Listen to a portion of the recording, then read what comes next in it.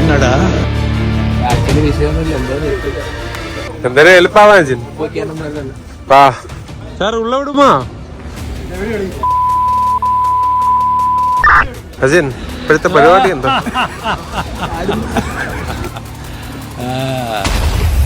മുടിച്ചിടലാമാ. Guys, ഇന്ന് ഞങ്ങൾ കേരളത്തിൽ നിന്ന് ചെന്നൈയിൽ എത്തിയിരിക്കുകയാണ്. കുറച്ച് ഇവിടെ 2-3 ദിവസം ഇവിടെ ഉണ്ട്. നമ്മൾ കുറച്ച് എക്സ്പ്ലോറേഷൻ പരിപാടി, പിന്നെ കുറച്ച് സർപ്രൈസുകൾ കാര്യങ്ങളൊക്കെ വരുന്നുണ്ട്. വീഡിയോയിൽ ഗൈസ് നമ്മൾ 6 മണിയായപ്പം ഇവിടുത്തെ റെയിൽവേ സ്റ്റേഷനിലെത്തി. പക്ഷേ നമ്മുടെ വിഷയം എന്ന് പറഞ്ഞു കഴിഞ്ഞാൽ ഇപ്പം നമുക്ക് റൂമിൽ പോകാൻ പറ്റത്തില്ല, കാരണം ചെക്കിൻ ടൈം 11 മണിയാണ്. നമ്മളൊരു വണ്ടി ബുക്ക് ചെയ്ത വണ്ടിയാണെങ്കിലും 9 മണിയാവും. അപ്പം ഞാനും ഇവനും എന്താണ്ട് അങ്ങോട്ടും ഇങ്ങോട്ടും തേരാ നടക്കുന്നു.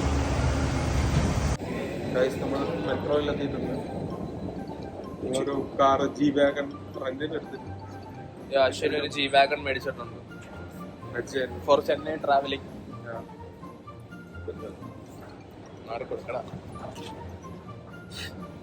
ജി വാഗന്റെ കളർ എന്ന് പറയൂ? ബ്ലാക്ക് എന്നാണ് അവൻ പറയുന്നത്. ഇനി നമ്മൾ ജി വാഗണിൽ കയറുമ്പോൾ കാണാം.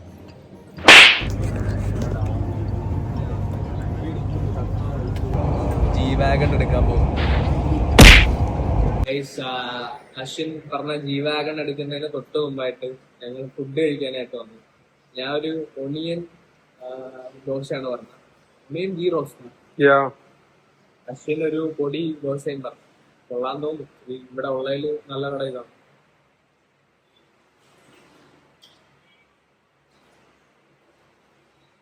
ഇതിനകത്ത് മൊത്തം സവാള. ഇവിടെ സവാള വില കുറവ്. സവാള വില കുറവ്. കൊള്ളാം കേട്ടോ. ഇതിന്റെ ദോശ എങ്ങനെയുണ്ട്? നീ പിന്നെ അത് പതുക്കെ കഴിക്കുന്ന ചുമ്മാ ഇവൻ കൊള്ളത്തില്ല എന്ന് കുറച്ച് മുമ്പ് പറഞ്ഞാണ്. അക്സെപ്റ്റ് ചെയ്യും.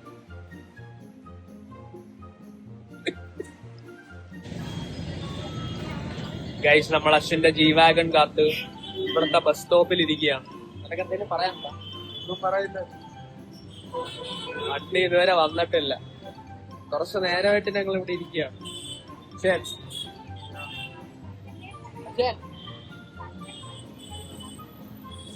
ഞാനൊന്നും പറയില്ല. ഗൈസ്, നമ്മള് ചെന്നൈയുടെ നടുക്കൂടെ തീരങ്ങളിലൂടെ നമ്മളിങ്ങനെ യാത്ര. അശ്വിന്റെ ജി വാഗൺ എടുത്തിട്ടുണ്ട് നമ്മള്. നമുക്ക് പല്ല് കഴിക്കാനായിട്ട് പേസ്റ്റും കുളിക്കാനായിട്ട് സോപ്പും മേടിക്കണം. ഇപ്പൊ മണി 11:30. ഇവന്റെ ജി വാഗൺ കാത്ത് കുറച്ച് സമയം നമുക്ക് പോയി. നിനക്ക് അതിൽ എന്തെങ്കിലും പറയാനുണ്ടോ? അവന്മാര് നമ്മളെ തേച്ചയാണ്.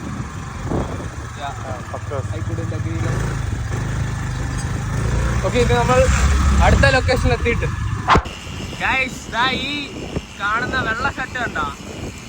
ഈ പുള്ളിയാണ് നമുക്ക് ഇവിടുത്തെ വഴി കാണിച്ചു തരാൻ വേണ്ടി കൂടെ വരുന്നത്. നമ്മുടെ സുഹൃത്ത് തന്നെ. ഇത്രയും നേരം ഒന്നും വൈകാത്ത ഇവിടെ വന്നിട്ട് എന്റെ പാപ്പാക്കി കളിക്കാൻ മേടിച്ച കാറാണ് ഡിഫൻഡർ. അതിനൊക്കെ എന്ത് ചെയ്യാൻ? ചെന്നൈ വന്നിട്ട് അശ്വം കണ്ടുപിടിച്ചു.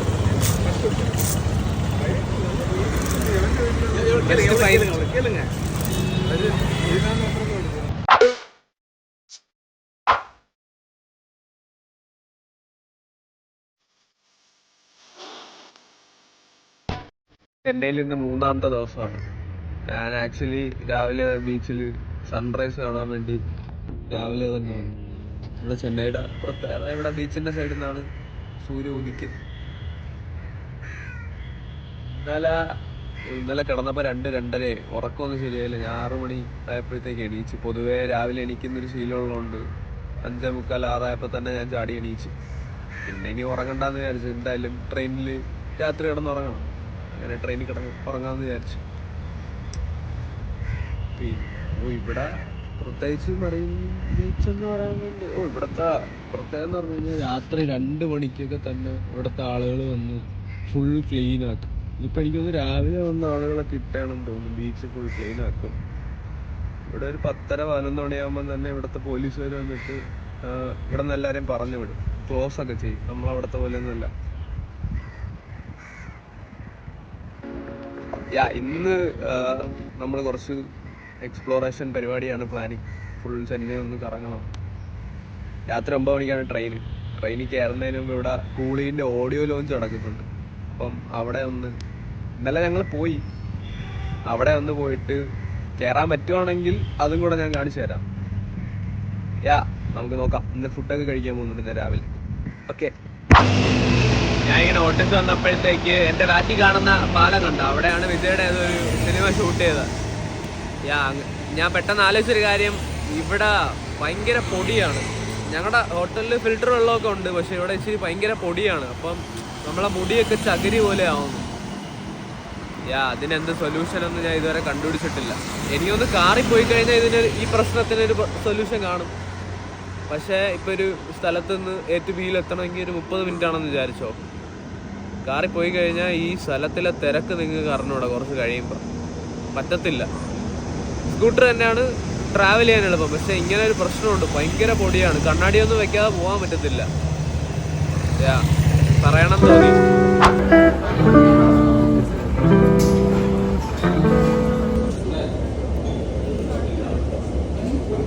അഥവാ കാണുന്ന പച്ച ബിൽഡിംഗ് ഉണ്ടോ, രത്ന കഫേ എന്നാണ് കടയുടെ പേര്. ഇവിടുത്തെ ഒരു സ്പെഷ്യൽ ഇഡലി ഷോപ്പാണ്. ഞാൻ സാമ്പാർ ഇഡലിയാണ് കഴിച്ചത്. കുഴപ്പമില്ല. ഈ തിരിഞ്ഞു നിന്ന് മാസ് കാണിക്കുന്നവൻ വലിയ ശരീരം മാത്രമേ ഉള്ളൂ. ഇവൻ അവൻ്റെ അമ്മയ്ക്കും അനിയത്തിക്കും കൂടെ വേണ്ടിയിട്ട് ഏതൊക്കെ ബാഗ് എടുക്കണമെന്ന് നോക്കിക്കൊണ്ടിരിക്കുകയാണ്. പക്ഷേ ഒന്ന് നോക്ക്,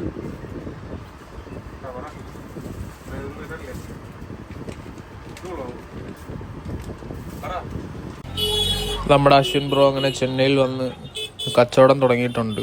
ചീപ്പ്, ക്ലിപ്പ്, പിന്നെ അമ്മച്ചീനെ സഹായിച്ച് ഇവിടെ ഇങ്ങനെ ഇരിക്കാൻ എനിക്ക് തോന്നുന്നു ഇവൻ തീരുമാനിച്ചെന്ന് തോന്നുന്നു. ഒരു കൂട്ടുകാരൻ എന്നുള്ള രീതിയിൽ ഞാൻ ഇവനെ സപ്പോർട്ട് ചെയ്യണം.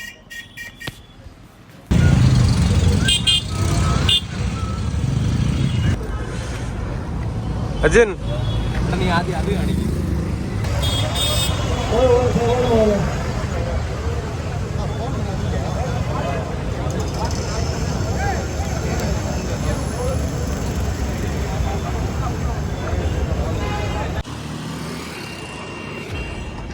അജൻ, ആ തിരക്ക് കണ്ടാ? പരിപാടി എന്താ? ഇത് കൂളിന്റെ ഓഡിയോ ലോഞ്ച് ആണ്. നമ്മള് സമയത്ത് ഒരു പയ്യൻ വന്നിട്ട് പറഞ്ഞ് ടിക്കറ്റ് നിരക്ക് 15,000 രൂപയാണ്. അപ്പൊ അവിടെ സത്യം പറഞ്ഞാൽ കുറച്ച് പൈസ ഒക്കെ സെറ്റ് ചെയ്ത് തുടങ്ങി. പിന്നെ ഇവിടെ ഇവരുടെ തന്നെ ടീം അല്ലാതെ സെയിൽ ചെയ്യുന്നുണ്ട്. വിൽക്കുന്നവര് ഫ്രീ ആയിട്ട് കയറാൻ വേണ്ടി നോക്കുകയാണ്. ഞങ്ങളും ചുമ്മാ എന്ത് പറ്റുന്നു നോക്കാൻ വേണ്ടി ഇവിടെ നിൽക്കുകയാണ്.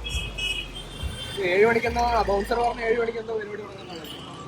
6 മണി നമുക്ക് കേറാൻ പറ്റുമോ നോക്കാം. മതിലാടിയാലോ? നമുക്ക് അപ്പുറത്തെ ഗേറ്റിലോട്ട് പോവാം.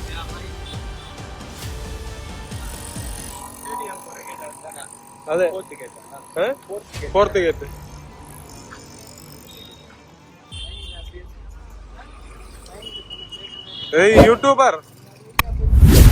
യൂട്യൂബർ അജിൻ ചന്ദ്രൻ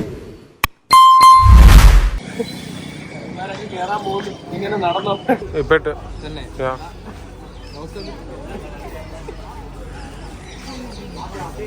ഇവര് പറയുന്നത് കാഷ്വലായിട്ട് കയറിയ വിഷയമൊന്നുമില്ല. ആക്ച്വലി വിഷയമൊന്നുമില്ല. എന്തോന്ന് എന്തായാലും എളുപ്പാവാൻ വാ സാർ ഉള്ള വിടുമാ. അജിൻ, ഇപ്പോഴത്തെ പരിപാടി എന്താ?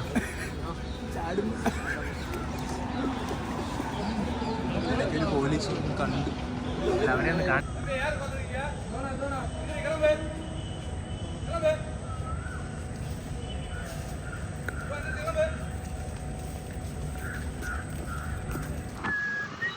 നമ്മൾ അവിടെ കുറച്ചു നേരം നിന്ന് അവര് പറഞ്ഞ VIP ഒക്കെ ആരെങ്കിലും വിളിച്ചു പറയോ, ബൗൺസറോ സെക്യൂരിറ്റിയോ പോലീസോ ആരെങ്കിലും ഒക്കെ എന്തെങ്കിലും ഒരു പരിപാടി ഉണ്ടെങ്കിൽ നമുക്ക് വേണമെങ്കിൽ അകത്ത് കയറ്റി തരാൻ പറ്റുമായിരുന്നു.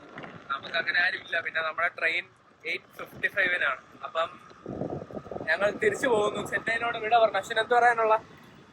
ചെന്നൈ സിറ്റി കൊള്ളായിരുന്നു. എനിക്ക് ബാംഗ്ലൂരിനെക്കാട്ടും ഇഷ്ടപ്പെട്ടു. പക്ഷെ നമ്മൾ ഇന്ന് തിരിച്ചു പോവുകയാണ്. എന്തെങ്കിലും പറയണ്ടോ? Last words? നത്തിങ് അർജുൻ. അപ്പൊ ഓക്കെ, ബൈ ബൈ.